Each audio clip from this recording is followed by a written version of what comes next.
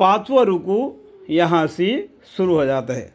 अल्लाह ही के कब्जे में यानी मातल करता है उनको जानों को उनके मौत के वक़्त, और उन जानों को भी जिनके मौत नहीं आई उनके सोने के वक़्त। फिर उन जानों को तो रूह को लेता है जिन पर मौत का हुक्म फरमा चुका है, और बाकी जानों को एक मियाद महीन तक के लिए रहा कर देता है।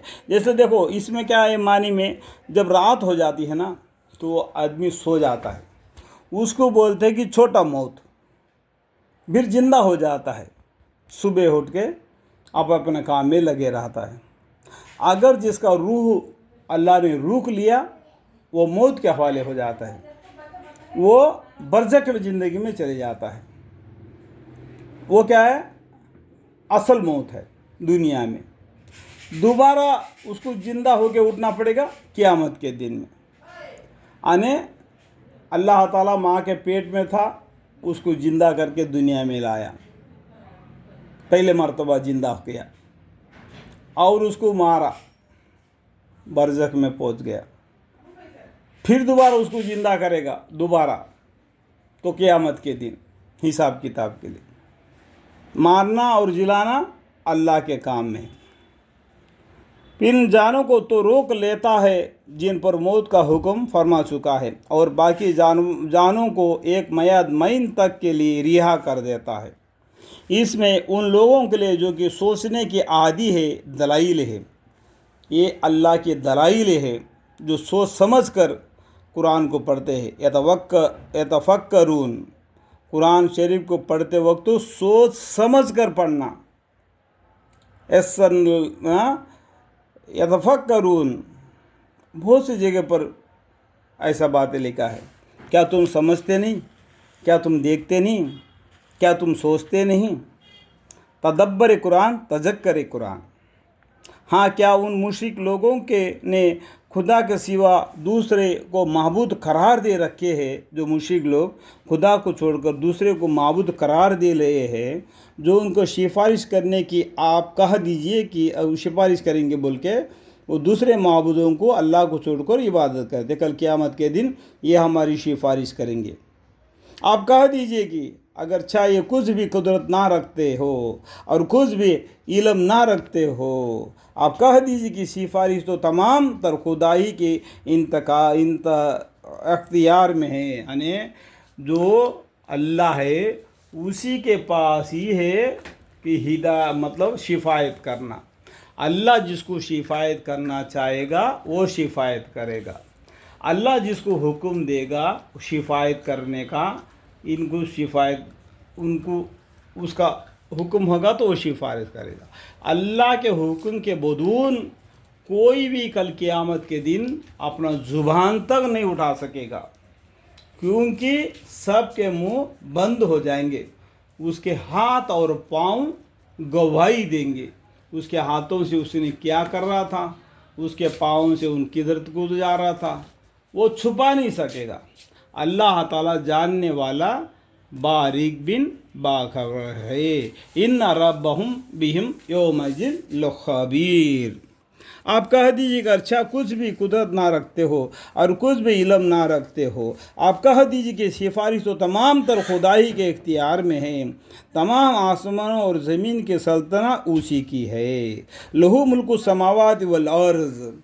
फिर इस आयत पे सोचना चाहिए कि ये घर मेरा है, वो खेत मेरा है। ये मेरा तेरा करके कहाँ लगा के बैठा? इसमें सोचो कि अपने दादा परदादाओं ने भी इसी तरीके से कहते आ गए कि ये जंगल मेरा है, ये घर मेरा है, ये व्यापार मेरा है। जब उसको मौत आ गई, सब कुछ छोड़ के जैसा आया था वैसा नंगा चले गया। शर्म ढाकने के लिए जो चादर उड़ा के उसको कब्र में डाल देते हैं।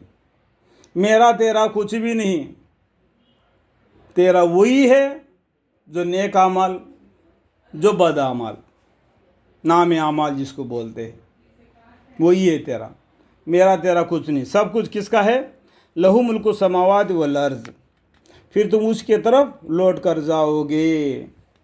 और जब फ़क्त अल्लाह का जिक्र किया जाता है तो उन लोगों के दिल मन कब्ज़ ہوتے ہیں جو کہ آخرت کا یقین نہیں رکھتے. جب اللہ کا ذکر ہوتا ہے تو وہ آخرت کا جو ایمان نہیں رکھتے ان کا دل اسے تنگ ہو جاتا ہے، نفرت کرنے بیٹھتے. جب اس کے سوا اوروں کے ذکر آتا ہے تو اس وقت وہ لوگ خوش ہو جاتے ہیں. اللہ کی بات کرنے پر ان کو اتنا ناراض ہو جاتا ہے کہ بھائی تو وہ ناراضی سے بیٹھ جاتے ہیں. جب دوسرے کے بارے میں باتیں ہوتے ہیں تو خوشی ہو جاتے ہیں. آپ کہیں کہ اللہ آسمان اور زمین کے پیدا کرنے والے، باطنی اور ظاہری کے جاننے والے آپ ہے. قیامت کے روز اپنے بندوں کے درمیان میں ان اموار میں فیصلہ فرمائیں گے جن میں وہ باہم اختلاف کرتے تھے. اور اگر ظلم یعنی شرک کفر کرنے والوں کے پاس دنیا بھر کی تمام چیزیں ہو اور ان چیزوں کے ساتھ اتنی چیزیں اور بھی ہو تو وہ لوگ قیامت کے دن سخت عذاب سے چھوٹ جانے کے لیے بے تعمیل ان کو دینے لگے اور خدا کی طرف سے ان کو وہ معاملہ پیش آئے گا جس کا ان کو گمان بھی نہ تھا. مطلب کیا دنیا میں کوئی غلطی کرتا ہے نا، گھوس دیتے ہیں تو چھٹکارا پانے کے لیے، تو گھوس وہ کھا کے اس کو اس گناہ سے چھوڑ دیتا ہے. کل قیامت کے دن بھی اگر دنیا کا جو چال چلنا بولے گا تو وہاں پر نہیں چلے گا، وہاں پر نیک اور بدی دیکھا جائے گا. یہ تمہارا مال ہے، یہ دنیا میں چھوڑ کر چلے گیا، اللہ مجھے کو دنیا میں جو مال دیا تھا اور اس کو ڈبل مال تیرے کو دیتا ہوں، میرے کو جہنم کے عذاب سے بچاؤ. تو بھائی تیرا کیا ہے؟ تیرا کہاں ہے؟ کچھ بھی نہیں تیرے پاس. وہاں پر اگر پیاس بھی لگے گا پانی پینے کے لیے تم نیکی دینا پڑے گا، تب تمہارا پیاس بجھانے کے لیے پانی ملے گی. آپ ایسا ہی تم دنیا میں سوچ رہے کہ دنیا کے سورج آ رہے، چاند آ رہے، رات دن گزرتے جا رہے، من مانی زندگی گزار دے گا تو ایسا ہی چھوڑا جائے گا. کل قیامت میں دن تمہارا پکڑ نہیں ہوگا. اللہ تعالیٰ نے تم کو یوں ہی پیدا کر دیا. اللہ تعالیٰ تمہارا چلنا پھرنا رہنا سہنا تک کا خبر رکھتا ہے، سورہ محمد میں لکھا ہوا ہے. اور اس وقت ان کو تمام اپنے برے اعمال ظاہر ہو جائیں گے اور جس عذاب کے ساتھ وہ استہزاء کیا کرتے تھے وہ ان کو آ گھیرے گی. پھر جس وقت اس مشرک آدمی کو کوئی تکلیف پہنچتی ہے تو ہم کو پکارتا ہے. جو مشرک آدمی ہے جو دوسرے کو عبادت کرتا ہے، اگر اس کو کوئی تکلیف ہوتی ہے تو وہ اللہ کو پکارتا ہے. پھر اللہ تعالیٰ جب ہم اس کو اپنی طرف سے کوئی نعمت عطا فرما دیتے ہیں، یعنی وہ عذاب کو اسے بچاتے ہیں، کوئی نعمت اس کو دیتے ہیں تو کہتا ہے کہ یہ تو مجھ کو میری تدبیر سے ملی، میری تدبیر سے ملی. بلکہ وہ ایک آزمائش ہے، یہ اللہ کی طرف سے آزمائش ہے. اس کو جو تکلیف پہنچ گئی تو یہ کس کو پکارا؟ اللہ کو پکارا. جب وہ اس تکلیف کو دور کر دیا تو اس نے کیا کرنا چاہیے تھا؟ اللہ کا شکر ادا کرنا چاہیے تھا. الحمدللہ رب العالمین، یا اللہ تعالیٰ مجھے اس آفت سے مجھے نجات دی. بلکہ اللہ کو یاد کر کے اللہ کو شکر گزاری کرنا چاہیے تھا. بلکہ اس نے کیا کیا؟ یہ میری تدبیر سے ملی، میری سوچ وچار سے، میرے پلان سے یہ مجھ پر جو آئی مصیبت وہ ٹل گئی. اس طریقے سے کہتا ہے. لیکن اکثر لوگ سمجھتے نہیں. لیکن اکثرہم لا یعلمون، یہ اللہ کی طرف سے امتحان ہے تو اس میں یہ فیل ہو گیا. اکثر لوگ نہیں سمجھتے. یہ بات بعض ان لوگوں نے بھی کہی تھی جو ان سے پہلے ہو گزرے ہیں. جیسے قارون نے کہا تھا تو ان کا کاروائی ان کے کچھ کام نہ آئی. قارون کا قصہ تو آپ کو معلوم ہے، موسیٰ علیہ السلام کے زمانے میں ہوا تھا، تو دہرانے کی ضرورت نہیں کہ مسلمانوں کو تو معلوم ہے تو غیروں کو معلوم ہونا چاہیے. تو ان کے لیے اور مسلمان بھائیوں کے لیے میں بتاتا ہوں کہ قصص الانبیاء کو ضرور پڑھنا چاہیے، تب قرآن کا معنی پڑھنے سے آپ کو معلوم پڑ جائے گا. پھر ان کے تمام بدعمالیاں ان پر آ پڑے اور سزایات ہوئے، اور میں بھی جو ظالم ہیں ان پر بھی ان کی بدعمالیوں بھی پڑنے والی ہے، اور یہ خدا تعالیٰ کو ہرا نہیں سکتے۔ اللہ کا زمین میں رہ کر اللہ کے ساتھ جنگ کرے گا، یہ خدا کو ہرا نہیں سکتے۔ اللہ تعالیٰ 7 آسمان زمین کو پیدا کیا اور انسانوں کو پیدا کیا، اور یہ اس کو پر حملہ کر سکتے ہیں کیا؟ اللہم اغفر لی، یہ کیسے بھی پلان کرے یہ خدا کو ہرا نہیں سکتے۔ کیا ان لوگوں کو احوال میں غور کرنے سے یہ معلوم نہیں ہوا کہ اللہ ہی جس کو چاہتا ہے زیادہ رزق دیتا ہے، اور وہی جس کے لیے چاہتا ہے تنگ بھی کر دیتا ہے؟ اور اس واسطہ و قدرت میں ایمان والوں کے واسطے نشانیاں ہیں، یعنی اللہ تعالیٰ کس کو غنی کرتا ہے، کس کو فقیر کرتا ہے، تو وہ اللہ کی مرضی ہے۔